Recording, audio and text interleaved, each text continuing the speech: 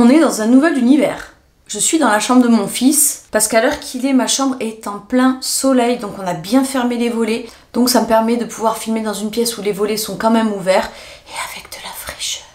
Autre chose avant de rentrer dans la vidéo du jour, je vais vous parler rapidement de ça, parce que vous allez le remarquer, et certainement vous monter le bourrichon. On peut avoir des marques sur le visage sans que ça ne veuille dire qu'on est en danger. Vous le savez très bien que je fais de la médecine esthétique, en cabinet, et que ce que je peux me permettre de faire moi-même, je le fais moi-même. Et ça, c'est du moi-même. Sujet clos. Alors, dans cette vidéo d'aujourd'hui, je vais un petit peu prendre soin de ma peau, justement, en vous racontant une story time. Une story time qui a été hyper compliquée à gérer émotionnellement, qui a foutu la merde dans le couple, il faut le dire aussi, et dans laquelle nous sommes encore dedans, n'est-ce pas? Sinon c'est pas marrant. Donc c'est juste histoire de vider un petit peu mon sac, parce que voilà, l'histoire en fait est invraisemblable. Ma grand-mère, qui va nous faire 90 ans cette année, m'a dit elle-même: ma fille, j'ai l'âge que j'ai, des histoires comme les tiennes, j'en ai jamais entendu nulle part. Donc je pense pas que je vais vous raconter tout aujourd'hui, je vais vraiment me focaliser sur un des événements aujourd'hui, et vous aurez certainement la suite très rapidement après cette vidéo-ci. Alors tout commence en septembre 2021. Je suis la femme la plus heureuse du monde, j'ai obtenu mon permis de conduire. Sachant que je suis plus très jeune, on va dire, par rapport à l'âge moyen d'obtention du permis en tout cas. Donc avoir le permis, c'est quelque chose d'assez extra. Donc je suis très très contente, et pour fêter ça, mais surtout pour pas perdre plus de temps que ce que je n'en ai déjà perdu, on se dit on va acheter une voiture. Le but c'était que je sois indépendante rapidement, et puis surtout que je me fasse aussi la main rapidement, surtout que mon mari venait de trouver un emploi en bureau. Donc il avait besoin de la voiture le matin, ce qui fait que moi après j'aurais été exactement comme avant, c'est-à-dire non véhiculée. Et dans le village où j'habite, je peux vous dire que la voiture elle est quand même nécessaire. Donc on fait des petites recherches et tout comme ça pour que je puisse enfin être véhiculée. Je ne vais pas mettre des 1000 et des 100 dans une voiture, je pense que vous pouvez le comprendre. Quand on est jeune conducteur, bon ben il vaut mieux qu'on se fasse la main sur une bagnole un peu bâtarde et ensuite on voit. Donc moi j'étais vraiment pas à la recherche de griller toutes mes économies dans une bagnole, il en était hors de question. Il me fallait juste un petit quelque chose, comme dit, pour me faire la main et puis changer s'il le fallait un an plus tard sur un modèle un peu plus performant. Donc on commence à regarder un petit peu sur internet ce qui se fait. On finit par tomber sur une petite Peugeot 1007 jaune poussin, mais belle, vraiment super belle. Si je peux vous insérer des photos au fur et à mesure de mon récit, je le ferai, je dois forcément en avoir. Donc je tombe sur cette annonce et tout, la voiture super belle, pas chère du tout. Ça nous a peut-être un peu mis la puce à l'oreille au départ, mais on s'est rendu compte que c'était pas un particulier qui vendait, c'était un concessionnaire, vraiment comme une boutique. Il avait d'autres véhicules et tout à son actif, hein, un numéro de ciré, tout nous paraissait clean. Donc on commence à demander des renseignements sur ce véhicule, la communication est vraiment bonne, vraiment sérieuse, on est vraiment assez content, on se dit qu'on a trouvé une pépite. Pour ainsi dire, les seuls problèmes de la voiture qu'il nous avait mentionné, c'était les pneus qui étaient quand même moyennement usés. Voilà, les pneus pouvaient encore durer un petit peu, mais il fallait déjà, d'après lui, commencer à prévoir le remplacement. Donc si c'était qu'une histoire de pneus, les amis, ça va. Pour nous, c'est la méga bonne affaire. Avant de se décider, avant de dire oui, voilà, c'est bon, on vous la prend, on est quand même prudent, on pose des tonnes de questions. On demande vraiment beaucoup de choses, on veut s'assurer que ce qu'on achète, c'est quand même un véhicule secure, quoi. Donc évidemment, est-ce qu'il y a le contrôle technique? Oui, il y a le contrôle technique, il a été fait il y a 3 semaines, ça passe, comme dit, juste ces pneus qu'il faudra quand même penser, voilà, dans pas trop longtemps à remplacer, mais ils sont quand même passés en contrôle. Bref, vraiment, il n'y avait rien à signaler, rien à dire. C'est super, on a vraiment fait la méga bonne affaire du siècle là. Le truc c'est que nous on est de Montpellier, le véhicule était en concession à Paris. Bon, on s'est dit à la rigueur s'il faut se déplacer, on se déplace. Mais le type proposait la livraison sur Lyon. Alors nous, ça nous a beaucoup arrangé, étant donné que Lyon, c'est quand même plus facile pour nous, après pour le retour que Paris. Parce que en TGV, d'accord, on met 3h30 pour aller à Paris, bon bah Lyon, parce que c'était pas à Lyon même, c'était un peu après.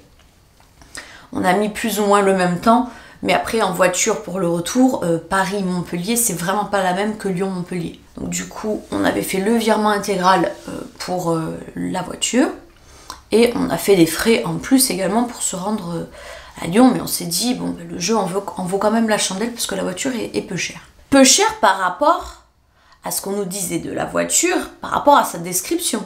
Donc voilà, on arrive à Lyon, on devait se donner rendez-vous sur un parking de Lidl. Donc le livreur a un peu de retard, et du coup je commence à aller à Lidl en me disant bon, ben, on va pas perdre notre temps sur le parking, je vais faire 4 courses. Donc je rentre dans le Lidl, mon chéri reste sur le parking, je fais mes 4 courses, et en revenant sur le parking, je vois plus mon chéri. Donc je cherche un peu partout. J'ai bien vu une voiture jaune, mais ça avait pas l'air d'être la mienne, donc bon, je sais pas, j'attends. Je me retourne et je vois cette voiture jaune qui fait des tours, comme ça, sur le parking. Et je reconnais mon mari dedans. Je dis, mais oh, c'est ma voiture. Et là, je reconnais pas ma voiture. C'est-à-dire que les photos que j'ai vues du véhicule, je crois pas avoir pris la photo en entier après une fois que je l'ai reçue. Mais quand j'ai vu les photos de l'annonce et quand j'ai vu le véhicule en vrai, déjà pour moi, c'était un peu le jour et la nuit. Elle avait vachement été maquillée, la photo de l'annonce. On avait rehaussé la vibrance du jaune, on l'avait montré bien garée dans un joli quartier sous son plus bel angle. La voiture faisait petite citadine récente sur les photos. Et quand je l'ai vue en vrai, elle faisait vieille voiture des années 2000. Bon, c'était le cas, hein. Il me semble que c'est une voiture plus ou moins, voilà, elle n'est pas toute jeune, mais sur la photo aussi, c'était le même modèle, il n'était pas tout jeune non plus, et pourtant, il faisait jeune. On peut ne pas être jeune et faire jeune, ben là, la voiture, en vrai, ne faisait pas jeune. Je vois mon mari et tout qui l'examine, et puis là, je me rends compte que sur la portière, il y a quand même un dommage. La peinture était en train de se barrer, comme s'il y avait eu un choc.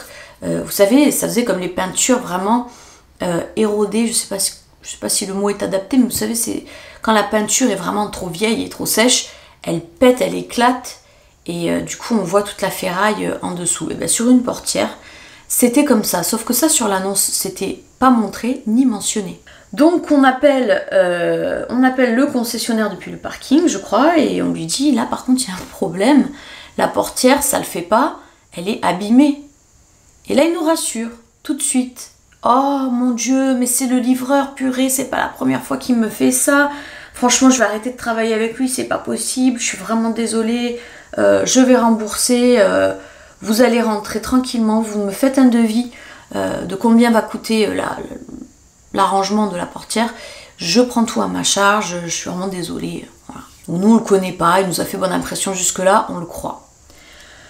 On demande les papiers également, on dit, par contre il devait y avoir le contrôle technique à l'intérieur des papiers du véhicule, on ne l'a pas, il est où? Ah oui, non mais alors le contrôle technique, je vous explique, j'ai pas trop confiance en fait en mes livreurs, parce qu'il y a déjà eu des cambriolages, étant donné qu'il y a des informations perso comme les adresses et tout. Moi j'ai pas envie que ça vous arrive aussi, du coup j'ai préféré dernière minute garder le contrôle technique. Je vous l'enverrai pas recommandé, c'est plus sûr, c'est pour votre sécurité, j'ai l'habitude. On trouve ça chelou, mais pas tant que ça, parce que quand vous l'entendez parler, le gars, en ayant eu déjà le bon feeling avec depuis le départ, une fois encore on se dit, le type est vraiment sympa, cool et bienveillant, il veut vraiment pas qu'on ait de problème, il va nous l'envoyer et puis c'est tout quoi. Donc on repart avec la voiture, on se dit, il n'y a rien de bien grave, de toute façon on le savait qu'on n'achetait pas une voiture neuve, à ce prix-là, il fallait pas qu'on s'attende non plus à trop de miracles. Donc on prend l'autoroute avec cette nouvelle voiture. On prend l'autoroute, et là mon mari se voilait un peu la face, évidemment, c'est lui qui a choisi la voiture, il allait pas se tirer une balle dans le pied, il est comme ça. Donc là il me fait, ah t'as vu le parallélisme, il est top et tout, la voiture elle roule bien, elle bouge pas, franchement, tu peux être contente et tout, c'est un bon plan. Et j'arrivais pas à être d'accord avec lui. Pourtant, j'y connais rien en bagnole, moi. Je suis vraiment une archi novice. Je n'y connais strictement rien en voiture. Mais j'ai des souvenirs d'enfance. Et moi, les souvenirs d'enfance que j'ai en vieille voiture, c'est la Renault 21 de mon père. Je me rappelle encore de son odeur, je me rappelle encore de son bruit, je me rappelle encore de son encrassement. Et là, dans cette voiture, qui n'avait vraiment pas beaucoup de kilomètres, ça aussi je ne l'ai pas mentionné, c'est-à-dire que le prix que je l'ai payé par rapport au nombre de kilomètres, vraiment était très avantageux, encore une fois. Donc on roule et là je trouve que la voiture fait un bruit étrange en fait. Elle tremble beaucoup et on entend tous les plastiques vibrer. C'est sec. J'avais l'impression d'être dans la Renault 21 de mon père. Sauf que la Renault 21 de mon père, elle a plus de 30 ans, vous voyez. Cette voiture n'est pas censée avoir plus de 30 ans et elle me fait un scandale pareil. Elle n'est pas censée avoir beaucoup de kilomètres, mais elle me fait un scandale comme si elle en avait énormément, comme si elle était en fin de vie. C'était bizarre. Donc je finis par faire la réflexion à mon chéri parce qu'il voit que je fais une drôle de tête. Je suis pas très enthousiaste et presque il m'engueule en me disant mais t'es pas contente ou quoi? Putain, je me casse la tête, je te trouve des bons trucs et tout, tu fais la gueule. Je dis je fais pas la gueule, je trouve que cette voiture n'est pas comme ce à quoi je m'attendais. Et je trouve en plus qu'en l'entendant rouler, son bruit ne me rassure pas. Pour moi, c'est une voiture en fin de vie. Mais non, mais n'importe quoi. On t'a dit que le contrôle technique était ok. C'est que les pneus. Bon, bah ok, on va changer les pneus si ça te rassure. Enfin. Et lui, du coup, pour le coup, il s'y connaissait bien en voiture. Donc, bon, ben, je me la ferme. Je me dis qu'effectivement, j'y connais peut-être pas grand-chose et que je devrais juste faire confiance. On rentre à la maison. On met immédiatement une assurance sur le véhicule parce qu'on devait prendre la route sur autoroute dans les 3 jours qui allaient suivre. Parce que cette voiture, on l'a achetée aussi un peu dans l'urgence parce qu'on avait fait une réservation en Côte d'Azur. On devait partir à beaucoup et on devait y aller du coup à 2 voitures. Là où on a commencé à se rendre compte qu'il y avait un problème, c'est qu'on arrive finalement en Côte d'Azur. Je vais pour me garer. Je me gare, il y a une partie des enfants qui descendent déjà du véhicule. Donc moi j'étais encore à l'intérieur, voilà, pied sur le frein, je tire mon frein à main, je coupe le contact, je vais pour descendre et là la voiture recule sur ma jambe étant donné que j'avais ouvert la portière pour descendre. Et là ça recule, mais je comprends pas, pourtant j'ai serré le frein à main, j'ai tout fait. Donc je rappuie sur le frein, je retire mon frein à main, je rebaisse, je retire pour voir. Le frein à main était cassé. Alors, ça, je ne l'ai pas vu venir. 3 jours après l'achat du véhicule, je trouve ça quand même curieux. Donc, on arrive dans notre Airbnb, il y avait des voisins à côté du logement qui viennent, qui nous aident pour essayer d'immobiliser le véhicule pour qu'il dégringole pas. Du coup, on appelle notre vendeur, le concessionnaire. On lui dit, là par contre, le frein à main vient de casser. Qu'est-ce qui se passe? Le ton était plus le même parce que le gars nous avait vraiment assuré que la bagnole était nickel, qu'on avait vraiment de la chance, qu'on avait fait une super affaire. En plus, on avait un peu négocié le prix et tout, il avait accepté. Donc pour lui, il nous faisait vraiment... Vous avez de la chance d'avoir fait une super belle affaire, quoi. Limite, c'était ça. Et il s'étonne. Ah ouais, mais non, moi, je suis désolée, j'ai vendu la voiture, le frein à main, il marchait très bien. Ça vient pas de moi, c'est pas moi, c'est pas moi. On insiste en disant que nous, là, ça nous commence à pas trop convenir. On aimerait bien avoir une photo du contrôle technique, on aimerait bien savoir ce qui a été dit dans ce contrôle technique, on veut le voir. Et là, il dit, mais je vais te l'envoyer, t'inquiète, je te l'envoie. Et c'est là qu'ont commencé les promesses. T'inquiète, je te l'envoie, ton frein à main, tu me fais le devis, je te le rembourse, voilà, on va trouver un terrain d'arrangement, t'inquiète. Donc on rentre après à Montpellier avec un véhicule sans contrôle technique, un véhicule dont on ne sait pas quel est son taux de dangerosité, et je pouvais vous dire que j'avais la CAG pour ma part. Pourquoi j'étais comme ça? Parce que je savais pertinemment que je devais me retaper de l'autoroute avec ma vie en jeu, mais surtout la vie de plusieurs enfants à ma charge dans la voiture. Donc on rentre sur Montpellier. Sans plus tarder, j'ai dit moi je veux un contrôle technique. Donc il nous l'envoie pas, je m'en fous, moi je veux ma réponse tout de suite. Qu'est-ce que j'ai acheté? Je veux qu'on fasse un contrôle technique. Donc on prend rendez-vous pour faire un contrôle technique par nous-mêmes. Et là, sans surprise, le contrôle technique ne passe pas. cette voiture ne passe pas en contrôle technique. Plusieurs lignes sur le papier, sur le compte rendu. Je ne me rappelle pas là de tête exactement, mais il y avait vraiment plusieurs trucs. Et le contrôleur, du coup, regarde en dessous de la voiture et se rend compte que sous la voiture, toute la ferraille du dessous de la voiture est complètement rouillée. Il dit c'est hyper bizarre qu'une voiture comme celle-ci soit complètement rouillée en dessous comme ça. Il a dit j'ai l'impression que cette voiture en fait, elle n'a pas roulé pendant très longtemps, mais au-delà du fait qu'elle n'ait pas roulé pendant très longtemps, elle a stagné, on dirait qu'elle a stagné dans de l'eau. Donc déjà, le truc n'était pas rassurant parce que la rouille peut engendrer une grosse usure sur certaines pièces. Moi, j'y connais encore une fois rien du tout, mais je me l'imagine assez bien. En dessous, il y a quand même des trucs. Il se passe des choses sous une voiture. Ça veut dire que ça peut percer ou casser à tout instant. Donc déjà, il y avait ce problème. On s'est rendu compte aussi de quelque chose qu'on n'avait pas vraiment vu au premier abord, c'est qu'il y a une petite... c'est pas une ampoule, c'est vous savez, la coque transparente, vous mettez l'ampoule là, je crois que c'est un phare diurne ou un truc comme ça, un truc de jour. Vous mettez l'ampoule et par-dessus, il y a un cache transparent. Il y avait un cache qui était brisé. Ça non plus, ça ne passe pas. Évidemment, le frein à main, le problème du frein à main, ça ne passait pas non plus. Puis il y avait d'autres petites choses. Mais c'est pas le tout. Le contrôleur qui regarde notre voiture nous dit ça, je serais bien curieux de savoir combien vous l'avez payé. Donc on lui dit combien on l'a payé. Il s'étonne et il fait ah ouais, parce que ça, honnêtement, vu l'état dans lequel elle est cette voiture, elle vaut pas plus de 800 €. Hein. Évidemment, on l'a pas payé 800 €, on l'a payé plus. Tout en ayant négocié et en pensant faire une bonne affaire. Évidemment, à partir de là, ça commence un peu à chier. Vous vous doutez bien, on va pas se laisser faire comme ça. Il est question quand même de beaucoup de sous, beaucoup d'économies, mais surtout un cadeau d'anniversaire avec un petit bonus que j'ai reçu de la part de ma mère pour justement me permettre d'acheter ma première voiture. Donc là, on commence à rappeler le concessionnaire en lui disant « Mec, là par contre, c'est pas possible. Là, c'est plus possible.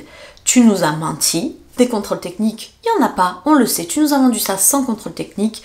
En nous mentant pour passer la pilule. Donc déjà ce véhicule on pouvait rien en faire parce que le contrôle technique ne passait pas. À la limite on aurait fait des travaux sur la voiture, ça nous aurait coûté très cher, mais au moins on aurait pu la revendre et entre guillemets se rembourser un peu pour limiter la casse. Mais il y avait aussi un petit problème avec la carte grise. C'est que sur la carte grise, si vous voulez, mais il y avait un autre problème. C'est qu'on ne pouvait pas immatriculer le véhicule en fait à notre nom. On ne pouvait pas. Pourquoi on ne pouvait pas ? Parce qu'il y avait une histoire avec la carte grise. Encore une fois, je suis une grande novice, il se peut que je fasse des erreurs en vous racontant mon histoire, parce que je raconte en fonction de ce que je pense avoir compris. Donc il y avait une histoire de carte grise sur laquelle il y avait eu au total 3 acheteurs différents, sauf qu'évidemment, la carte grise n'était pas au nom de la concession en tout dernier lieu. Il y avait déjà 2 cartes grises de retard sur le véhicule. Ça n'avait pas non plus été mentionné lors de la vente. On le découvrait en fait à force de déception, à force de suspicion, mais évidemment sur le coup, ça n'a pas été mentionné, on l'a pas remarqué. Donc là, on a commencé à comprendre qu'on s'était fait rouler grave. Donc on était coincé avec un véhicule sur les bras sans savoir quoi en faire. Et on pouvait pas non plus la foutre en casse cette voiture, étant donné que pour mettre en casse un nouveau véhicule que tu viens d'acheter, il faut au moins attendre un délai de 6 mois. Donc voilà, pour nous on était bloqués pendant 6 mois et peut-être même plus étant donné qu'on n'était pas en règle sur la paperasse, on s'était complètement fait avoir. Donc après on a un peu arrêté de rouler avec parce que de 1 c'était pas sécurisant et puis c'était pas tout à fait légal non plus de rouler avec un véhicule comme ça qui n'était pas dans les normes et en règle question papier. Donc cette voiture on a décidé de la stationner chez nous. Donc chez nous il faut savoir on a un garage, on a une place de parking devant notre garage et ensuite on habite en bas d'une pente et tout en haut de notre pente qui est assez pentue justement, il y a des places de parking tout en haut de la pente. Notre maison est ici, on monte la pente, en haut de la pente il y a environ 4-5 places de parking et il y en a d'autres de l'autre côté. Bon, on décide de garer du coup notre voiture à durée indéterminée là-haut, en haut de la pente, en essayant de faire tenir le frein à main parce qu'en fait il se déboîtait. Quand je disais qu'il marchait plus, qu'il avait lâché, c'est qu'en fait ça se déboîtait. Et un jour, mon mari va au travail, rentre manger le midi. Et juste après le repas, on nous sonne à la porte. Bizarre, j'attends pas de colis, j'attends pas de visite non plus, j'attendais personne. On a trouvé ça surtout curieux, entre midi et 2 comme ça, mais bon. Mon mari va ouvrir la porte, et là, ce sont les voisins. Les voisins qui viennent le prévenir que la voiture vient de déballer la pente et vient de s'écraser dans le véhicule d'une de nos voisines. Je vous explique pas dans quel état j'étais. Je vous ai expliqué qu'on avait stationné la voiture en haut de la pente, que ma maison est tout en bas. Ici, il y avait les places de parking et tout ici, il y a d'autres maisons dans les pentes. Le frein à main a tout simplement cassé ce coup-ci. Elle est tombée. Elle a avancé toute seule sur du plat, parce que c'est pas une pente directe, il y a du plat. Donc elle a progressivement avancé jusqu'à ce qu'elle arrive à la pente, qu'elle déballe et qu'elle dévie légèrement, heureusement, pour aller s'écraser dans la voiture neuve de ma voisine, en esquintant également son muret qu'elle venait de refaire faire. Alors là, franchement, c'était trop. Et je dis heureusement qu'elle a dévié, parce que si elle n'avait pas dévié, qu'elle avait continué sa route toute droite, elle aurait pris de l'allure avec la pente, et là, elle se serait éclatée dans ma maison. Et là, mon mur, il aurait été détruit. Donc évidemment, on voit ça, tout le voisinage sort, on se tape la honte de notre vie en plus, d'être considérablement gêné. Qui plus est, la voisine qui avait sa voiture de cassée n'était pas là. Elle était dans une autre région, dans une autre ville, je sais plus, donc il a fallu qu'elle vienne pour constater ça. Et là, le ton n'est plus du tout le même avec le concessionnaire, parce qu'une voiture qui déballe une pente comme ça toute seule, elle aurait pu renverser n'importe qui, n'importe quand. Il y aurait pu avoir des dommages mais collatéraux. Il y en a quand même eu au final, on a quand même bousillé la voiture d'une voisine, plus son mur. Donc là, le ton n'est plus le même. Mon mari téléphone au concessionnaire en lui disant là, t'es allé trop loin, tu t'es trop foutu de notre gueule, regarde ce que t'as fait, regarde ce que tu nous as vendu comme merde. Donc il lui montre les photos, je sais plus s'il a appelé en visio, bref, il lui montre. Et là mon mari lui dit là tu vas me rembourser, parce que là je peux plus rien en faire, elle est bonne pour jeter là la poubelle, elle est bonne à jeter, je peux plus rien en faire, tu me rembourses ça. Là tu m'as niqué, tu me rembourses ça. Au départ le type il disait pas oui, au tout départ. Au départ, il narguait en disant « Allez, je te rembourse pas, non, je te rembourse pas. » Donc mon mari lui a dit « Bah alors, dans ce cas-là, je vais faire un dépôt de plainte. » Et le gars répondait « Ouais, dépose plainte, je vais rentrer au poste, ça va durer 10 minutes et après je serai dehors. Hein. » Donc c'est un type, à mon avis, qui a l'habitude. Parce que pour prendre ça par-dessus l'épaule comme il le faisait, c'est que vraiment il en a l'habitude, qu'il s'en fout. Donc au début, il nous avait dit ça, vous voyez. Puis nous, de nerfs, de colère, on s'est dit, bah ouais, on va vraiment faire un dépôt de plainte parce que là, il y a grosse arnaque. On regarde ensuite au niveau des papiers pour constituer un dossier et faire un dépôt de plainte. Et on se rend compte d'une chose, c'est qu'il m'avait demandé de faire un virement sur un compte en disant, c'est ma société, etc. Mais en fait, c'est pas tout à fait sa société. On va inventer un nom de société. On va dire que moi, c'est auto-com. Donc, moi, je vois que j'achète à auto-com et lui, il me demande de faire un virement et en fait, il y a marqué auto-con. Vous voyez, en fait, il y avait comme une nuance. Les deux noms étaient très très semblables entre le nom de la concession officielle qui a vraiment un numéro de tiré qui existe réellement et l'intitulé du compte. Vous voyez, ça se jouait à une petite lettre ou une petite nuance. Donc on s'est rendu compte que on avait fait le virement sur le compte à quelqu'un d'autre. On a essayé de joindre la personne de la concession, du coup officielle, et la personne disait qu'elle connaissait très bien le gars avec qui on avait fait affaire, qui comprenait pas, etc. Il faisait un peu le gars qui comprenait pas, en nous faisant croire que lui-même s'était fait arnaquer du coup par lui, sauf que moi je n'en suis pas si sûre, je pense que c'est quelque chose qui est rondement mené, qui se fait à deux en binôme, et que c'est juste un gros réseau d'arnaques. Parce que j'ai vraiment pas eu le flair, je n'ai pas eu confiance à la façon dont la personne se défendait au téléphone quand on l'a un peu confronté à son collaborateur, ou la personne en tout cas, qui se faisait payer au nom de sa société. Puis au niveau même des noms de famille, il y avait des indices qui trompaient pas. Ça ne pouvait pas être le hasard, je vous garantis. Ce qui nous a quand même rassurés, entre guillemets, c'est de se dire que, ok, il y a eu arnaque, mais on a suffisamment de preuves et suffisamment d'éléments en fait pour faire un dépôt de plainte qui pourra déboucher sur quelque chose. Et on lâche pas le morceau, mon mari téléphonait sans arrêt en lui disant « Tu vas me rembourser, je te jure que je vais te foutre une plainte aux fesses, j'ai fait des recherches sur toi, je commence à apprendre des choses, je commence à découvrir des trucs, j'ai pas envie de te foutre dans la merde forcément, rembourse-moi et je passe à autre chose. » Et là le gars finit par dire « Allez c'est bon, tu me casses la tête, ok je te rembourse, je te rembourse, je te rembourse. » Les amis, il promet de rembourser depuis le mois de novembre. Nous sommes en train, à la date où vous verrez cette vidéo, nous serons en juillet. Chacune des semaines de ces 8 derniers mois, ils se sont toujours eus au téléphone. Et chaque semaine, il promettait que demain il allait payer, que demain il allait rembourser. Alors, les premiers mois, il y a eu un peu de naïveté d'y croire. Mais au bout d'un moment, on n'y croyait même plus. Je sais même pas pourquoi on est resté en contact avec ce type, en continuant d'insister. En vérité, ce type nous baratinait en tout et pour tout. Ah ben, il pouvait pas nous rembourser par virement bancaire parce que, tu comprends, c'est un compte pro, il faut qu'il justifie toutes les sorties d'argent qui sont sur ce compte. En plus, c'est une banque en ligne, ils sont un peu plus chiants, vous comprenez bien. Et j'ai aussi une banque en ligne, j'ai aussi un compte pro. Quand je dois rembourser quelqu'un, je le rembourse. Voilà. Mais avec lui, c'était jamais possible. Il y avait toujours une excuse derrière qui faisait que c'était jamais possible. On a demandé Western Union alors. Ouais, mais vous comprenez, je suis fichée à Western Union, il faut que je trouve quelqu'un pour pouvoir faire la transaction à ma place. Ah ben, t'as de la famille autour de toi, demande à la famille. Non, mais c'est que je leur fais pas vraiment confiance en fait aux membres de ma famille, j'ai peur qu'ils me volent l'argent et tout. Ben alors tu les accompagnes. Ok, d'accord, on va faire ça, demain on ira. T'es allé? Non, j'étais à des funérailles, j'ai pas pu, je suis vraiment désolée, mais demain j'y vais. Là, t'as pu? Non, j'ai pas pu, j'étais au commissariat, regarde, je te mens pas, je t'appelle en visio, regarde. Je sors du commissariat et ça a été ça, mais de longue. On a dit qu'on allait monter à Paris, enfin c'est pas tout à fait Paris, c'est Seine-Saint-Denis. On a dit qu'on allait monter pour aller récupérer en main propre, comme ça on passe tous à autre chose.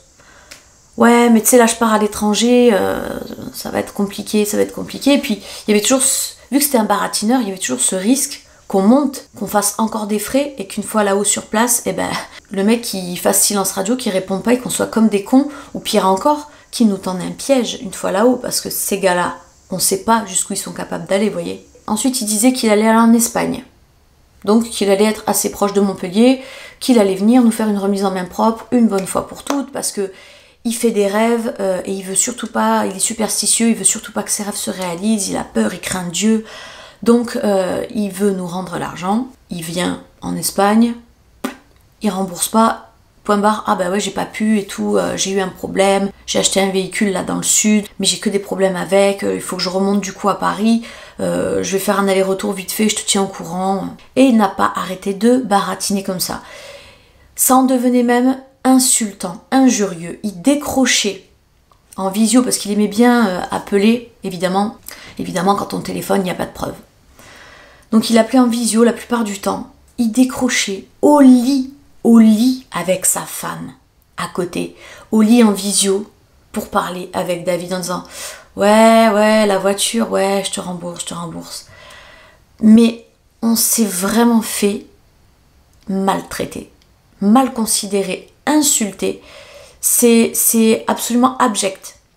Et moi, ce que je trouve encore plus abject, franchement, je comprends les gens qui pètent des plombs et qui se font justice eux-mêmes. Vraiment, je le comprends.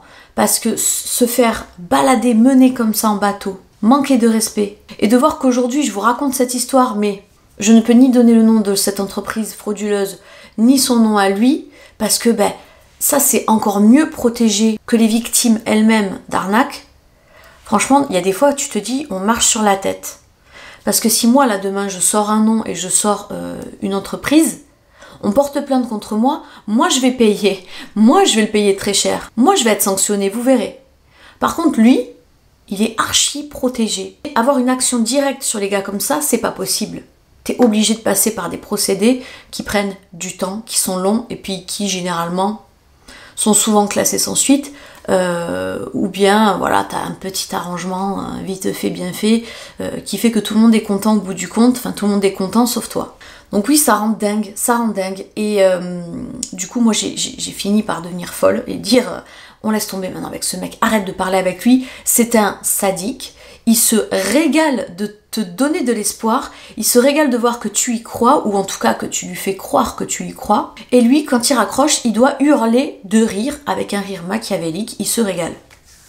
Donc j'ai dit tu arrêtes, tu vas lui envoyer un recommandé. Tu lui laisses le délai, il récupère pas le recommandé, c'est pas grave, tu as la preuve comme quoi tu en as envoyé un, après on commence une véritable démarche. On l'a prévenu qu'il allait recevoir un recommandé, le recommandé a été envoyé, il n'a jamais été récupéré, évidemment, comme font toutes les personnes malhonnêtes.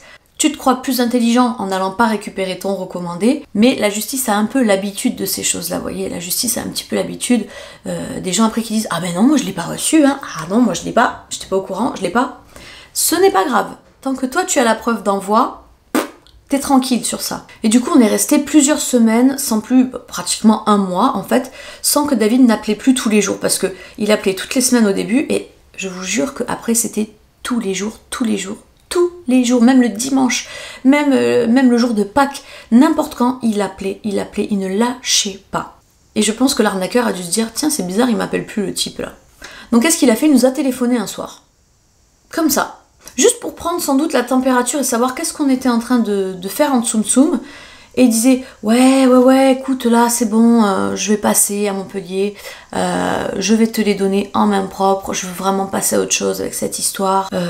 Là en fait il est en train de m'arriver exactement ce que moi je t'ai fait, le bon Dieu me le fait payer, je veux que tout ça s'arrête, je vais te rembourser et on n'en parle plus. Et le problème c'est que David il lui a répondu un truc du genre t'es sûr? T'es bien sûr de toi? Ok bah j'attends de voir, Bah voilà. En gros, il lui a encore mis dans la tête que on le croyait dans ses mythos. J'ai dit à David, t'aurais clairement pas dû lui dire ça, t'aurais dû lui dire non, stop en fait. Moi maintenant je suis rentrée dans autre chose. Rembourse pas, tu sais quoi? C'est encore mieux pour moi. Rembourse pas, tu paieras bien plus cher la note finale. Mais il lui a pas dit. Bon, bah du coup voilà, ça s'est terminé un peu comme ça pour le moment. Donc cette histoire va sans doute vous choquer. Mais c'est pas tout. Mais c'est déjà bien assez long pour aujourd'hui. J'ai presque envie de vous dire que ça, c'est la mise en bouche. Parce que le pire est à venir dans la suite de cette story time. Donc je vous dis à bientôt pour la suite.